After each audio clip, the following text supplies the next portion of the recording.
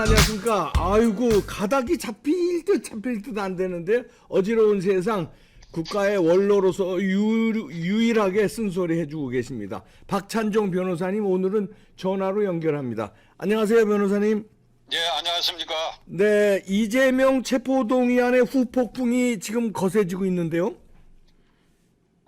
후폭풍이 아주 거세지고 있고 이게 절대 쉽사리 잦아들지 않을 것 같고 이재명 대표는 절대로 대표직을 절대로 물러서지 않을 것이다. 예, 글쎄요. 그렇게 보이는데요. 네.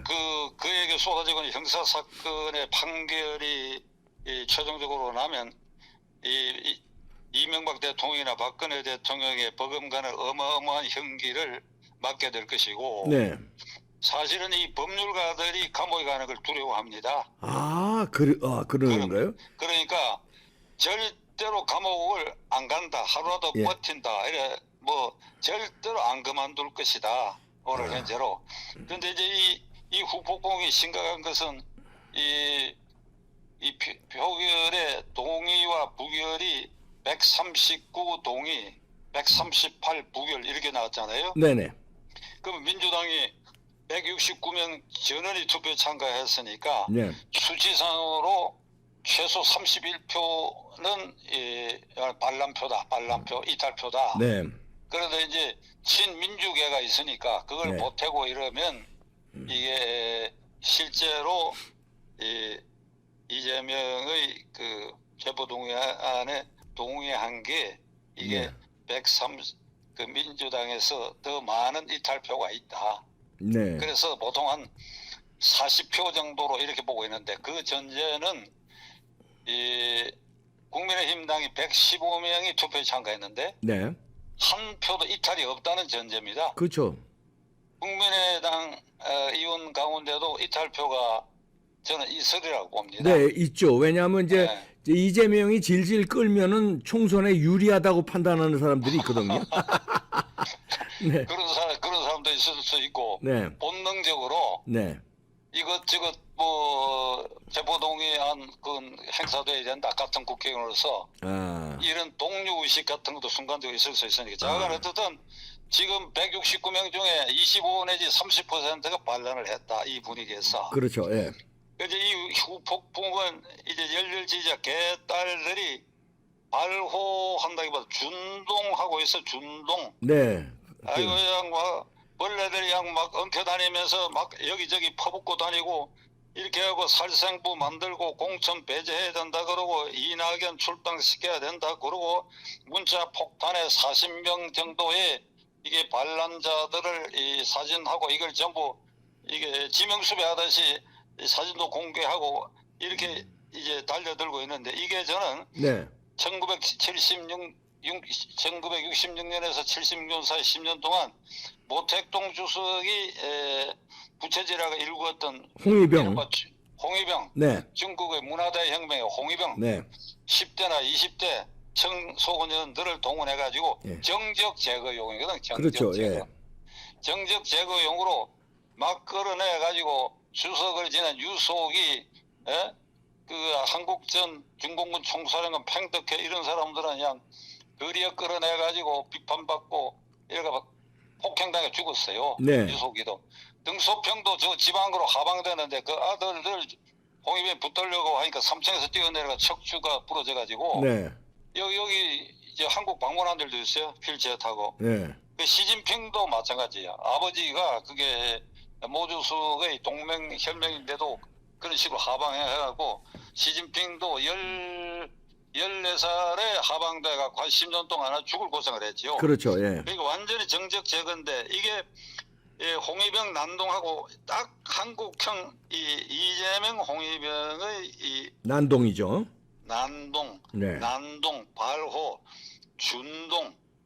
그런데 이걸 두고 말이죠. 지금 네. 이런 이재명의 홍위병이라고 해야 돼. 개딸들보다도 이재명의 홍위병의 이런 난동 행위를 두고 지금 언론에서는 이걸 당내 문제의 파장으로만 보고 있어요. 당내 네. 문제.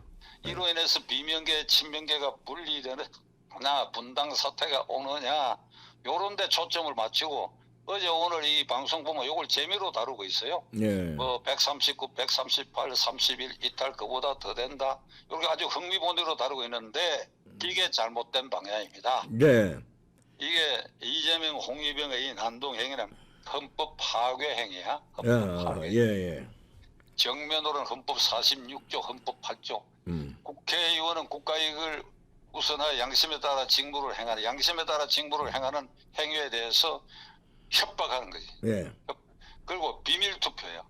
예. 비밀 투표고 국회의원의 직무에 관한 것에 대해서 예단을 해가지고 네. 이놈이 우리 마음에 드는 일을 안 했을 것이다 이래갖고 협박 문자 보내고 하는 것은 형법에 특수공무집행방해에 해당돼요. 그러네요. 예. 집단을 이루어가지고 네. 직무를 집행하는 공무원, 이게 국회의원 네. 공무원이에요. 네. 직무를 집행하는 공무원에 대해서 협박하는 경우에 예. 이재명이가 이 가짜 검사로 뭐 둔갑해갖고 특수공무집행방해 전과가 있습니다. 네. 그 나는 이 개딸들 이걸 보고 이 사람들도 특수공무집행하겠는데 이게 이재명으로부터 배운 거 아닌가 싶은 생각이 있어. 그러네요. 똑같은 특수공무집행방해는 형량이 굉장히 높습니다. 예. 그러니까 헌법 파괴 행위다. 뭐 파괴하냐? 헌법 46조, 그다음 국회법 비밀투표조항 다 파괴한 건데 이거를 특수공무집행 방해하고 나무라는 사람은 없고 말이지. 그러게요. 뭐 박찬종 변호사님이 처음이신 것 같은데요. 아니 그러니까 제가 법률가니까 웬만하면 법률 얘기를 안 꺼내는데 헌법 얘기 외에는 네. 이 내가 보다 못해 얘기하는 거예요. 이게 민주당 의원들도 국민이 뽑은 국민대표자회의 구성원입니다. 그렇죠. 네. 그러고 유권자 국민인 우리가 민주당을 지지하건 안 하건 또 민주당 국회의원들을 좋아하건 안 하건 관계없이 우리가 뽑은 국회의원들이 국회에 모여가 국회 의사활동을 하는데 특정 세력이 그 국회의원의 일부에 대해서 특수 협박, 특수 폭행을 가한다. 이걸 우리가 어떻게 가만히 보고 있느냐. 공권력이 동원돼야 돼요. 예, 그래야죠. 네. 예.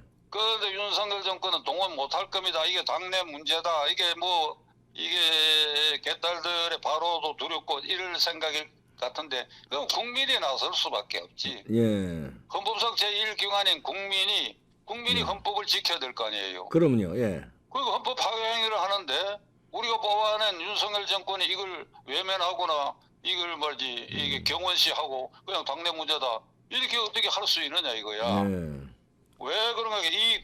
이 홍위병들의 난동은 앞으로도 계속될 것이다. 그리고 이재명은 그걸 등에 업고 의원직은 물론이고 대표직도 안 그만둘 것이다. 네. 그러면 어찌 되느냐? 국회는 껍데기만 남게 된다. 네. 3월 1일 날 개회했잖아요. 임시국회. 네.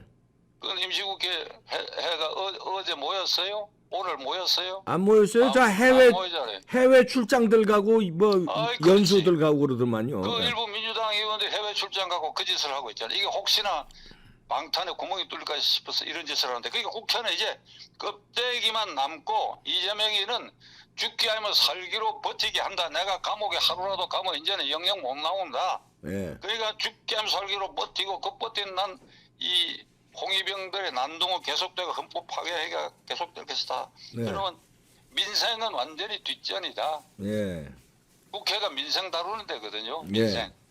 국민의 생활, 국민의 생명, 국민의 생존. 네. 그래서 국가 안보, 국방 그와 같은 게장 이걸 다루는데 껍데기만 남고 완전히 이재명 방탄 국회로 철저하게 전락시킬 것이다. 예.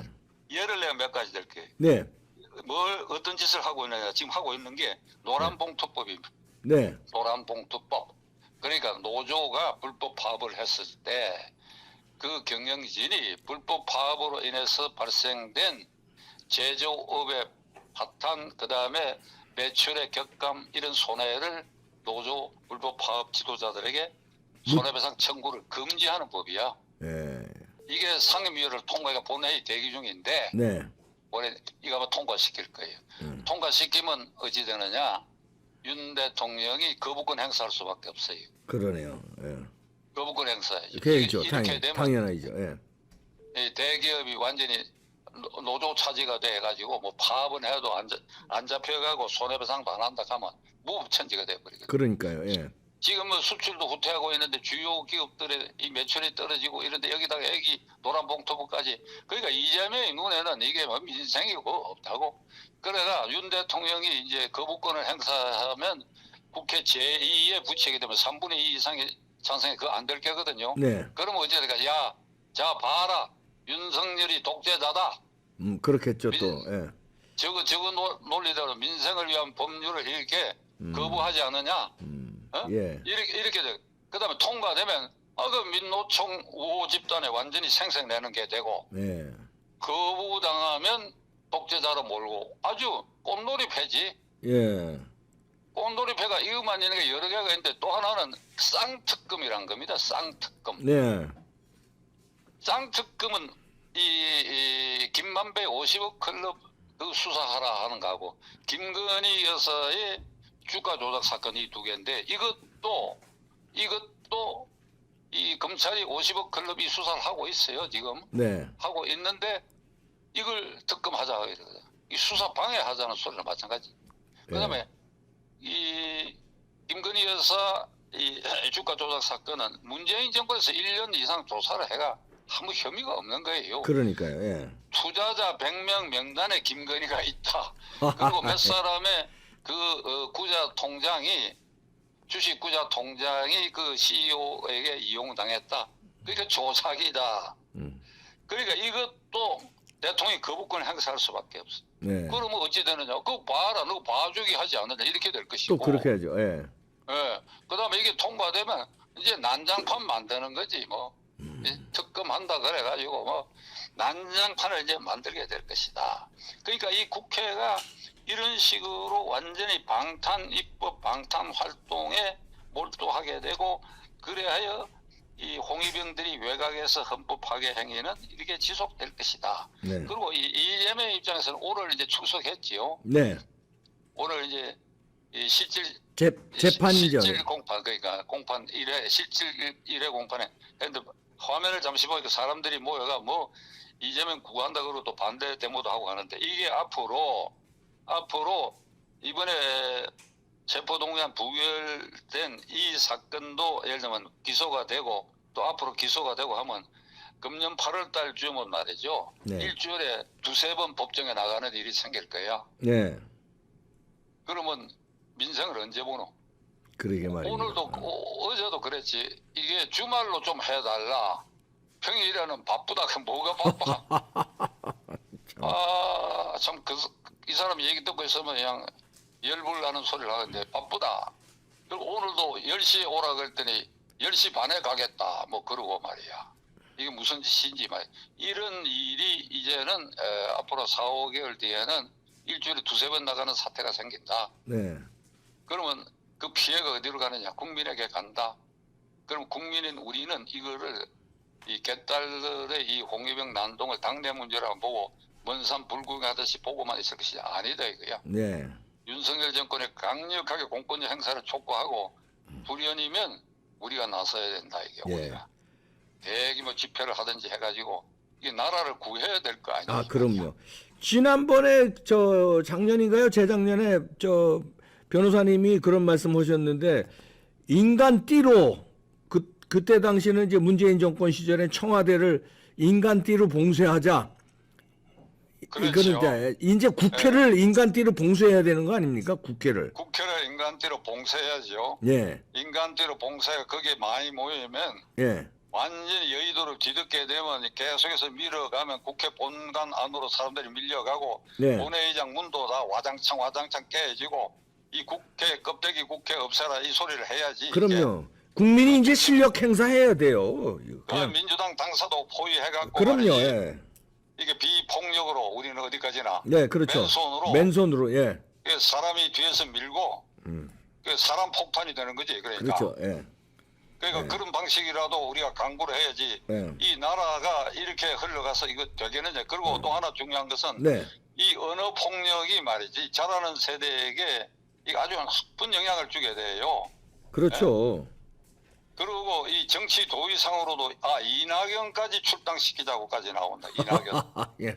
지금 5만 명이 당내 청원 게시판에 네. 서명했다는 거 아닙니까? 네. 그러니까 의회 파괴, 문자 파괴, 폭력 언어 난무, 그리고 국민 정서에 위해를 가해가지고 지금 이재명 얼굴 화면에 나오면 돌리는 사람 많아요. 저도 돌립니다. 아, 그러면요. 예. 확확 돌려버려요.